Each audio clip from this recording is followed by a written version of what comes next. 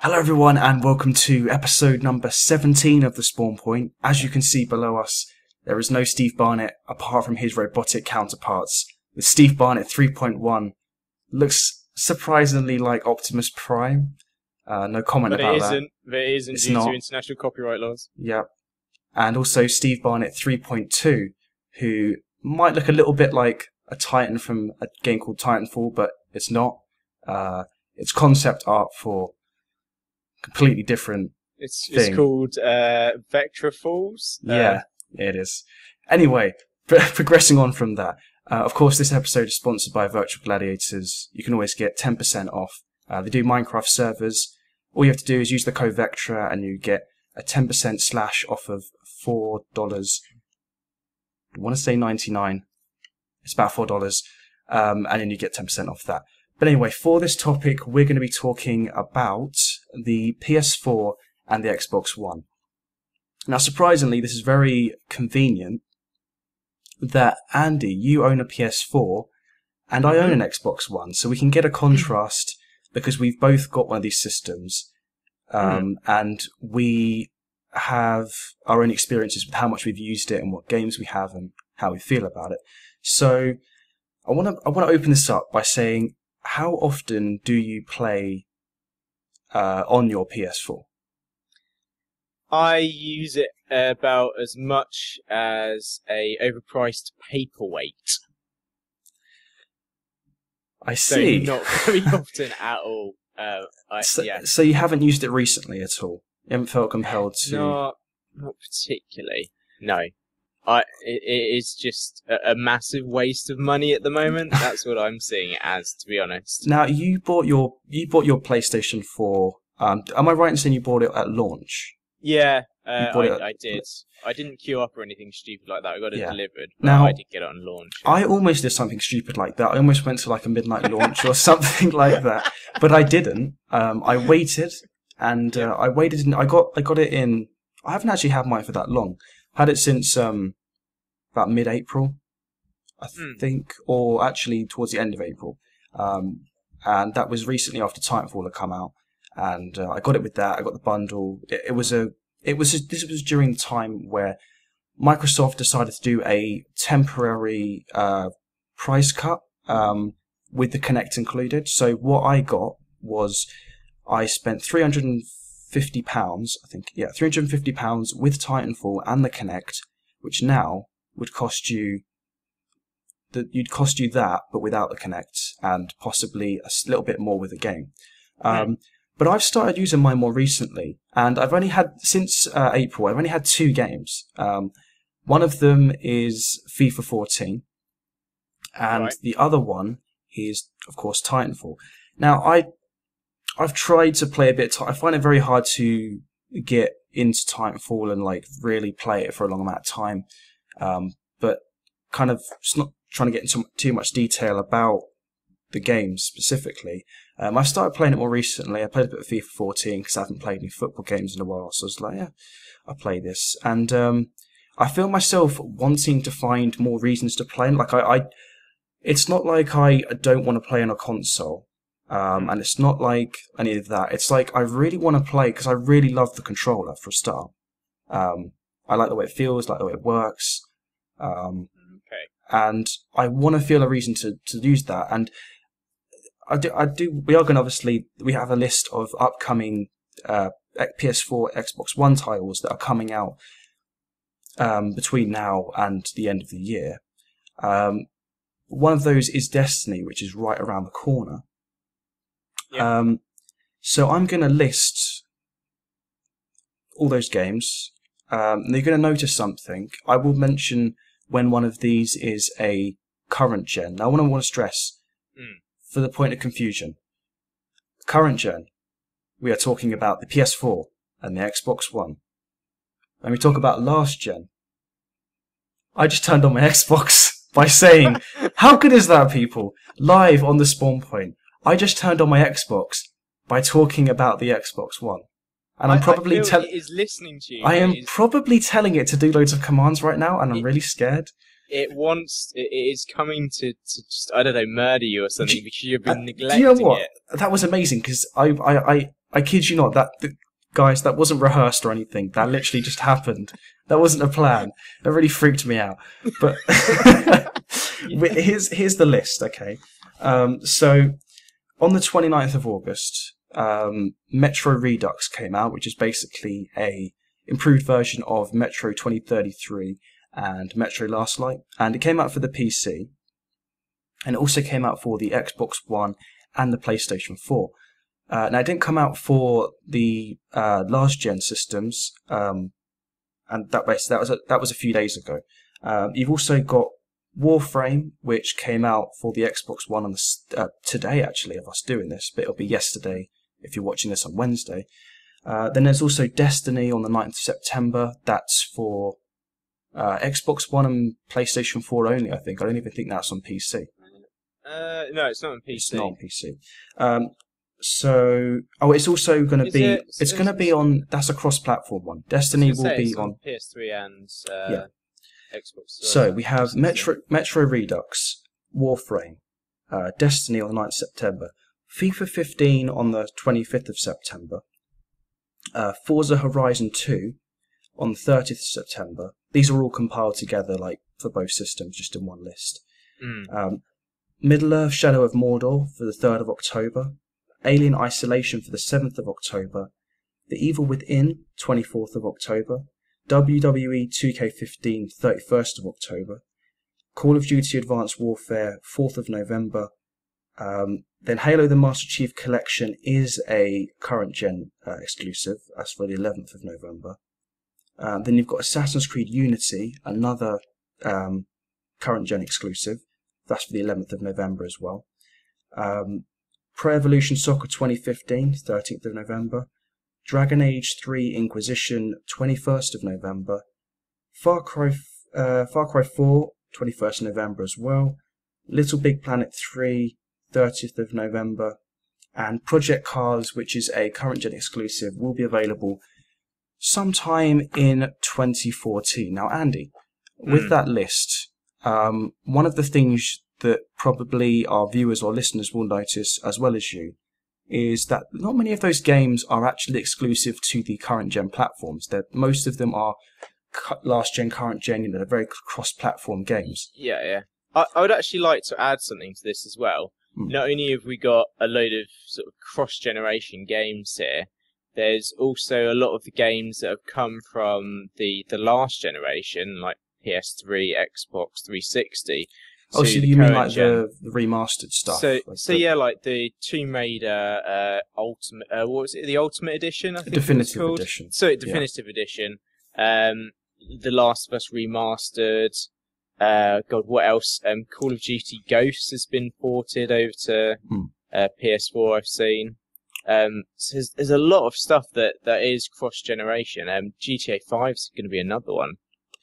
Now, with ports included and those few that are exclusive, would you say that this is the right time to be investing in a PlayStation 4 or an Xbox One? Now, mind you, I do want to stress that the whole entire point of this episode of the podcast isn't to compete which one's better. It's not to say, oh, the PS4 or the Xbox One, which one is better, which one should I buy? It's more, should you buy one of these systems at all? Like, should you buy one of the newer generation consoles? Andy, would you say with this list I've given you and the ports, from the information you've been given so far, would you say this is a good time to do so and buy one? I still don't think it's time to get the current generation consoles now. I still feel like you can quite happily stay in the last generation and still be playing all of the games. Okay, it might not be as good a quality in some of the cases. The graphics might not be as well. That does bring up a good point, actually, saying about not being as good in some cases. Some of these games, they have certain features which or they have more content, or certain features which aren't available in the previous system. So for the 360 and PlayStation 3, there's a couple examples. So one of the things is for FIFA 15. Now, I know that we said before about FIFA being this game that's like, very, very repetitive every year. But I've got to say, when I played FIFA 14 at my friend's house on his PlayStation 3. Yep. And then this was before I owned the Xbox One. So then I got the Xbox One. I was like, they said they had this, it's called EA Sports Ignite or something. It's a physics engine that's on the Xbox One and PlayStation 4. And I played on that, and the gameplay felt a lot more fluid. It felt a lot more real. We went from kind of like these kind of stickish animations of people just doing straight up tackles to, like, you can grab people's shirts, you can shove them, you can kind of, a lot more kind of loose with the ball. It doesn't feel connected to the feet. It felt like what every FIFA game should be every year, like in terms of improvements. Like, it was the first time I noticed a jump in terms of gameplay that kind of caught my eye, and playing it was easier. And as some of these other games, like there's WWE 2K15. I did some looking up and some research on this. They've done a lot more changes in terms of like motion capture for all of the like wrestlers involved. They have like the little bobble things on them. But a lot of this stuff isn't available, so it won't have that kind of technology because it can't be supported on these older systems. And also there's other things like a career mode are not going to be on the older systems. So a big chunk of what people might want won't be available for them. Now, obviously you're going to spend more money on having, a last gen copy. But would that be enough of a reason to kind of choose, if they're cross-platform games, to better your experience a bit? Would it be better to kind of get one and pick that over the other stuff? Yeah, that's a really good point. I mean, I guess it all depends on how much money you have to spend on everything. Like, if you don't have as much income, then it's obviously not going to be as good an idea, because I know I've looked at some of this generation's games. Like, I was looking on Amazon earlier, and this is not including like the store, but some of the stuff like a pre-order for like Mass Effect 4 or Silent Hill, it's going to be nearly £70 or £65 just for that, which seems absolutely ridiculous. When I'm sure if I went on a PC and bought the same game, it would be a fraction of the cost.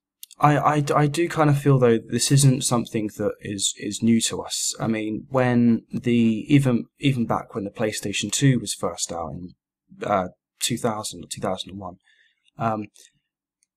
I bought a game. This is deja vu now, because I remember we talked about me buying a game. I thought it was called Klondike, like the ice cream bar, but it's actually called Clonia 2. And it was $49.99 at the time. So it was £50 that I paid for that game. And you think now, like, £50 for a PlayStation 2, that's insane. Like, why would you? But at the time, that was like the newest things. And, even with the PlayStation 3, I got that with, I'm sure everyone knows about the game called Leia, which you control like a dragon with your controller, the 6-axis that never really went anywhere. And that was £50 as well. So I feel like this isn't something new. But kind of segueing onto, I guess, prices to do with it and the previous consoles, it's more going further back than, the PlayStation 3 and Xbox 360, but the entire history of these companies' systems. So, one thing is I do want to ask, is I'm going to go through, I have like what I've compiled together as I call a support timeline. Now, this is where it lists when the PlayStation 3 was launched, when the PlayStation 4 was launched, when Sony planned to stop making games for it, and how much continued support that equals afterwards. And then after that, I'm going to ask you about like your projected lifespan for the last gen systems we have now compared to like the PlayStation 2 and all that. So the PlayStation 3, it was launched in 2006. Yeah. And the PlayStation 4 was launched in November 2013. Sony have said that they plan to stop making games for the PlayStation 3 in about 3 to 5 years from now. So between 2016 to 2018, you will no longer see any more PlayStation 3 games, supposedly. So that makes it a total of a 10 to 12 year lifespan for the system. So let's just say, for argument's sake, that's 11. Put it in the middle. So 11-year lifespan, and that's around 4 years continued support after the release of the PlayStation 4. The Xbox 360 was launched in 2005, a year before the PlayStation 3. The Xbox One was also launched in 2013, a few weeks before PlayStation 4. Xbox 360 games are planned to stop being made in 2016, which is also an 11-year lifespan, which is 3 years continued support for the Xbox 360. Now, to put both of those into perspective, the PlayStation 2, probably arguably one of the most popular home console systems of all time. I mean, you just have to look at the sales. It sold just under 160 million units globally. Yep. Now, here's the interesting thing. So, in terms of a total lifespan, the PlayStation 2 isn't that much further behind the PlayStation 3 or Xbox 360, most likely will be. But it had 6 years of continued support. They were still making PlayStation 2 games in 2013. Last year, they stopped making PlayStation 2 games. I mean, there wasn't many. It was literally like FIFA 14 came out on PlayStation 2. Yeah. And it was like a very few sports games, and that seems to be the way it works. Is it trickles out to like this little, like the sports games, and then it just stops. Nothing against sports games, just that seems to be the way it works. So, would you say, what were your thoughts? Why do you think that there's a shorter amount of continued support of the 3 or 4 years compared to PlayStation 2 6 years? Why do you think that is? I'd be really interested to see like who was actually still buying PS2 games after that sort of long time. I still had some friends who had PlayStation. They couldn't afford a PlayStation 3, so they were playing PlayStation 2 games in like 2011, 2012. Really? But I remember that was when it was like there wasn't really much about, and people were starting to just. It was only very. That was like that was like the time of the dinosaurs, basically, for the PlayStation 2. That's when the dinosaurs were on the Earth, and they kind of looked up, and the meteorite was heading towards them. That was 2011 and 2012 for the PlayStation 2. That was 2011, 2012. They could see it coming. And then 2013 was basically the nail in the coffin. That's when it. But that's a long time. Why don't you think that the 360 and PlayStation 3, both of which have sold around 86 million units, which is quite a lot. They're basically on par with each other. Why do you think it's like half the amount of continued support? I mean, I don't want to sound cynical or anything, but I mean, there is obviously the sort of PlayStation Now service. So whether they're just like, hey, you should convert over and then use this service to then use all your old games. I don't know if that's anything to do with it. It's probably not, or maybe it's just not worth their time and effort to actually continue supporting the console so long into its time span. Because I mean, PS3, if I remember rightly, it was only meant to have a 10-year lifespan when it originally came out. I say only for the PlayStation 3. Yeah. All right. Well, that's fairly close to what Sony is still aiming for. I mean, 10 to 12 years, 11 years. That's still fairly close. I feel like, it's the Xbox didn't have much. The original Xbox didn't have much support after the 360 came out. Unlike the PlayStation 2. I mean, the Xbox was released in 2001, and then 4 years later, we got the Xbox 360, which was so much better. and it was kind of the right decision to make, I guess. But one thing I have kind of just taken into account is when the PlayStation 3 first came out, you did have backwards compatibility, and that, you know, for the PlayStation 3, so you could still play these PlayStation 2 games, and I guess some people may have possibly owned a PlayStation 3, but they wanted to save some money, so maybe they bought a PlayStation 2 version and did it on the backwards compatibility thing. That's just a guess on like a prediction or something. But I mean, the PlayStation 3 compatibility, if I remember rightly, even in the original 60 gig models, they actually discontinued the firmware and stopped its backwards compatibility at... I'm sure some people still like some point hacked it or something else, or like stopped the update or so, I don't know.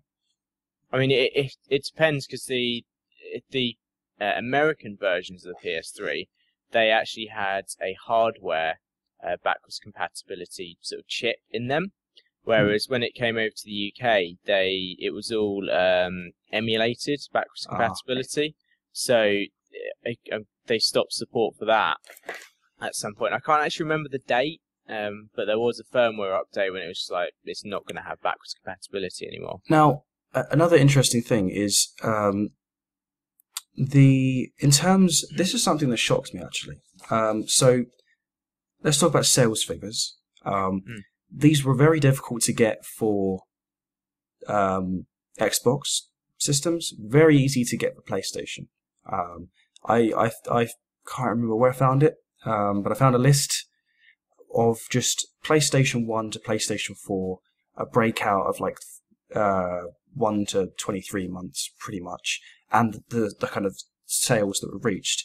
So the best way to measure these up is, for the PlayStation, whatever the point in which they reached near the 10 million mark, basically, how long it took. So for the original PlayStation, it took 22 months for 8 million units to be sold worldwide. For the PlayStation 2, it was for 10.5 million, 10.61 million. That's 13 months, dramatic reduction, which goes to show, because PlayStation 2 is one of the most, iconic, the ones that stands out. PlayStation 3 was 10.4, so sold just as much as the PlayStation 2 in the same time frame, but not overall. The PlayStation 4, surprisingly, has sold 10 million units. It sold in the beginning of August, which is 8 months roughly. It sold 10 million units, which is it's faster than the PlayStation 2, faster than the PlayStation 3, faster than all of Sony's history of PlayStation consoles. So my question to that is, with PS4's popularity of this kind of, the speed it's going at, can it reach the similar kind of sales overall eventually of that of the PlayStation 2? And B, how will this affect the lifespan for the PlayStation 3? Will it make it shorter, or will it not affect it at all, do you reckon? Well, I seem to remember Sony's hinting that the lifespan of the PS4 wasn't actually going to be as long as the PS3. I might have to get a citation on this one. It's interesting, actually, because when you compare the PlayStation, the lifespan of the Xbox 360 and PlayStation 3 are pretty much the same as, the total lifespan is the same as the PlayStation 2. It's just the support after a new system comes out. They seem to be quicker at, I would say, sweeping it under the brush. Like, after the newest system comes out, they're spending half as much time to kind of scoop up and go, nope, no more games for you on that.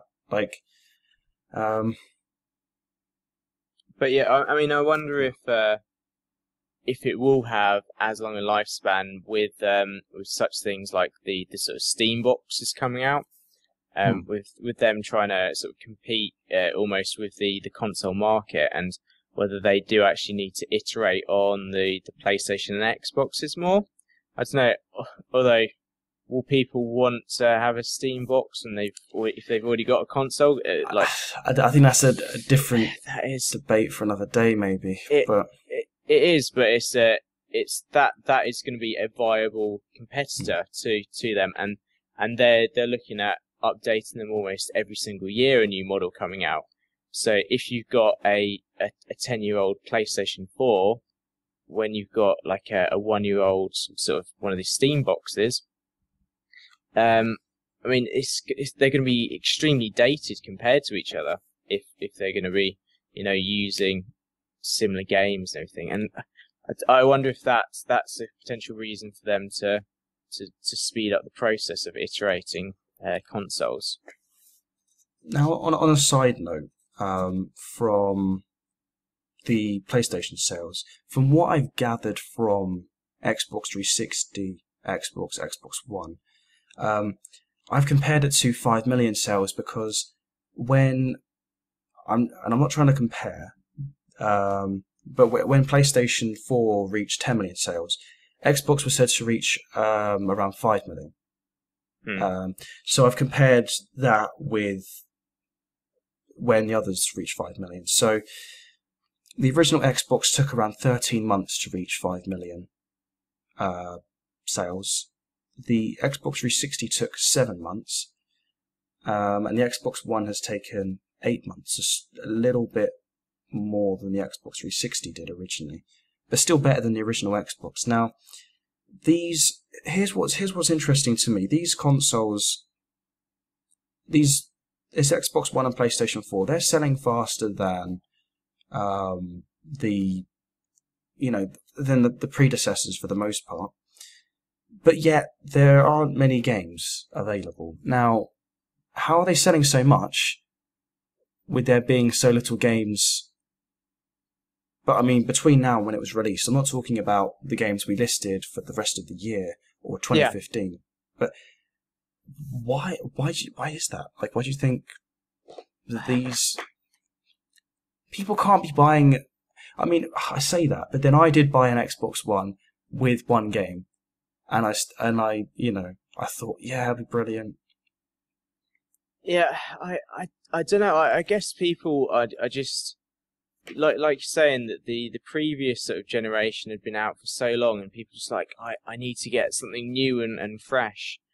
And I feel like they've just gone out and bought it. Because like I know I stupidly went out and thought, hey, a PS4 is coming out. I'm gonna be part of this new generation. Did you think at the time, like, there's gonna be so many games that are gonna come out, or did you not really have a thought in that area?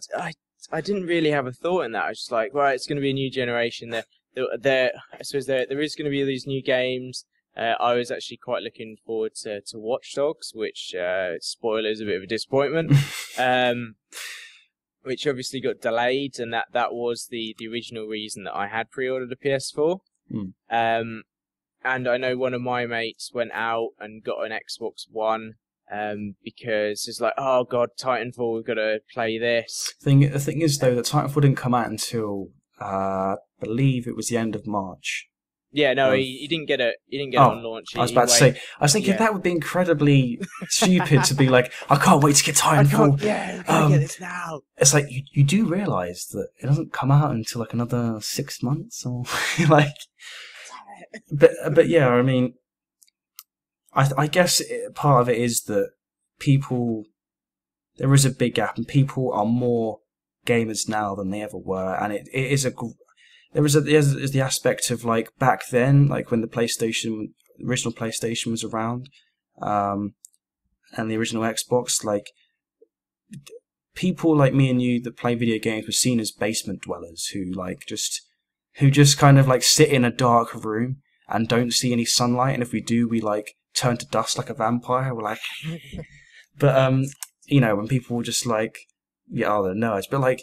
Now it's become a lot more acceptable, and it's so much more popular, and especially things like social media, I guess, as well.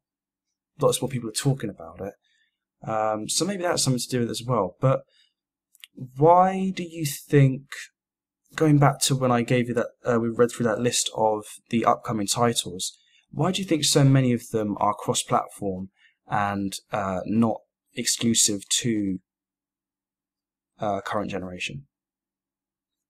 I mean, I guess it's because there are still just so many people that are still on the last generation, and they're trying to captivate both audiences still. I mean, I think a lot of the games have also been trying to entice people over by saying, hey, if you get one of the new consoles, you can upgrade from the PS3 version to the PS4 version of it for about £10. You know you want to get the console, it's going to look so much better. Now, one of the things I've thought about is it could just be a lot easier if they said, look, if you want to get these games, you're going to have to get a PS4 or an Xbox One. Rather than compromise with the gamer and be like, we'll give you the choice. Don't give them the choice. If you really want this thing to sell, be like, because that's what helped Xbox with its sales with Titanfall. It was that you couldn't get this. You can't get it on Xbox 360, but if you wanted to play it a month early, you had to have an Xbox One. Yeah, it was a time delay of port as well, wasn't it? It didn't come out straight away for the Xbox 360. People had to wait for it to come out on there. And you don't really see many of them anymore, any of these time delays. I mean, everything comes out on the same day. But is it best to? I mean, you've already given your answer about saying that you probably don't think it's worth getting it yet. I don't really share my 2 cents on that, but I think a little bit different. I think now would be a good time not to get it. I'm not saying if you got it now, you're gonna have tons of games to play. It's gonna be, you're gonna play games that other people are gonna miss out on, and you're gonna have all this stuff. And I'm not saying that, but I mean, I think before Christmas, because I think in Christmas it'll be very hard to get one of these consoles. Now, the reason why I say that is because November and October is when a lot of these come out, and there's going to be a really big selling point about these enhanced experience is going to be better on the newer consoles and all that. And I feel like that's the opportunity that, mostly teenage gamers could say to their parents, I can't usually afford this because I'm either too young to get a job or I haven't got one and I'm at college or school or whatever. And this is the time I can ask my parents, really hope they get me one.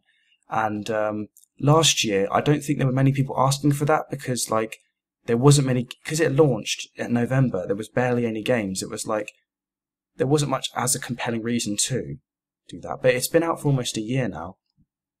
And I feel like now people will be like, oh yeah, Mom, Dad, can I get PlayStation 4? I want to get Destiny. I really want to play Assassin's Creed Unity. I really want to play, Alien Isolation, because it's going to be so much better on that. I think maybe it's better to get that now before it sells out in Christmas time, during the holidays. And I think that if you got it now, you're going to be using it a lot in 2015, I think, because I think now we've had a year of the console. And it's been around for enough time to have gathered up a collection of games. 2015, there's going to be more games which are exclusive to this current generation. Would you agree that's probably going to happen as well? That we're going to see a lot more titles that aren't cross-platform? Yeah, I guess it's going to have to go that way because otherwise people will just be stuck in the last generation, and there won't be anything to entice people over to this new generation. And like you're saying, to entice people to get these connotations, this generation of consoles. This coronation of consoles. There does need to be this sort of kick. Hey, we're not going to make this exclusive we are going to make this exclusive to this current generation. If you want to play it so badly, you're going to have to get one of these consoles, and I feel like that's going to be the boot that people need to buy more. So to summarize, if for somebody who may be listening to your voice right now, and they're hanging on every word that Andy Webb has to say, and they're thinking, my decision finally hangs on this. I'm on the fence right now as to whether I should get a PlayStation 4 or an Xbox One. I'm on that fence and I'm tipping either way, but I need to make a decision. I'm going to listen to Andy's final words and what he has to say. What would your advice be to these people to say, Andy, I'm considering getting a PlayStation 4 and Xbox One right now. When do you think I should get one, and what's your advice to me in terms of, of what we're talking about? I still feel like there's time to wait for this next generation, this current generation of consoles. I just don't think it's there yet, and I think there's one thing that we also haven't mentioned yet, and it's the fact that you can go into a shop and purchase a brand new copy of a game for cheaper than you can download it off of the store, which I think is absolutely disgusting. That is a very good point as well, yeah. I mean, whether it's the PlayStation Store, Amazon, the Xbox Store, wherever you are, it seems to be the digital's more, which is very counterproductive. Which doesn't make any sense because it costs less to put it online. There's no production cost, really. Yeah. But yeah, just going back to my point, I still don't think it's quite time to purchase a this generation console just yet. However, we are slowly creeping into that era, I feel. Now what about you? I'm gonna say, so if you're listening right now, if you're looking at us, ignore everything Ali just said. No, I'm just kidding. I'm not going to say as much as I did before in terms of saying, like, this is the time to get it. But I would say, if you want to enjoy some of the games that are coming out in early 2015, and you've got The Witcher 3, Evolve, or the games that have been delayed and pushed back to 2015, they're going to be coming around, like, the first half of the year. Now, if you don't get it between now and November, I think it's going to be very difficult for you to get a PS4 or Xbox One. So, either, if you can't afford it, ask your parents or whoever if you could get that for. I'd say ask them for Christmas. Say, like, maybe if you get that. Then if you got that for Christmas, then you've got like a back catalogue of the last few months of games, and the first half of 2015 should be promising. So let's just forget about the fact that it might sell out for Christmas. Okay, if it doesn't sell out for Christmas, it's readily available in the new year for all of these games that are coming out. I would say, and this might sound very stupid, but I would say that it depends on what kind of if there's a certain few games that kind of catch your eye between now and let's say mid 2015. If there is a fair few amount of games, let's say at least 4 or 5 games that you're like, they're going to be a lot better on this console. I can afford it without, it being detrimental to me financially, or, and that's easy for me to do. Then by all means go for it. But if you can't see anything right now that is worth purchasing for, that you're happy to play on an older, the Xbox 360 or the PlayStation 3, then do that instead, and don't get one, and then don't do what me and Andy did, basically. Don't buy it and then hope something good comes around and be like, I'll just announce something good, like I was there at E3, announce something. But just, if you can't see anything right now, then don't. But if you can see some things that have a solid release date that are coming up fairly soon that you really want to get, maybe Assassin's Creed Unity, which you can only get on, one of these platforms, maybe that helped make your decision. But then, if you're looking to get these games, then I would say still wait until the games come out, because it could just be a pile of garbage, like so many things that have been hyped up before. Avoid pre-orders, and try and just look at the games for either system to help make a decision, and try and look at what we know so far about 2015 to kind of help, forecast an opinion. I think that's some solid advice, wouldn't you, Andy, from what we've I said? I think it is very solid. Okay, so hopefully people won't be mad at us. We don't have parents going like, "Who's this Matt who told you to get this for Christmas?" or something. Like, who is he? Or whatever, Mummy, Matt said I need to get an Xbox for Christmas. But yeah, I think that's a good way to summarise. We've given some healthy advice, I like to think. And that has been all for episode 17 of The Spawn Point. Of course, we had Steve Barnett 3.1 and 3.2. And the reason for that is that Steve probably won't be around for the next few episodes of the next 2 episodes of the podcast. And we're going to run out of number otherwise. We're going to get to, like, I don't know how big this robot needs to be by the time he gets back, but me and Andy will probably be with you every week to kind of discuss something gaming related. But from both me and Andy, it is goodbye. Good for all of us.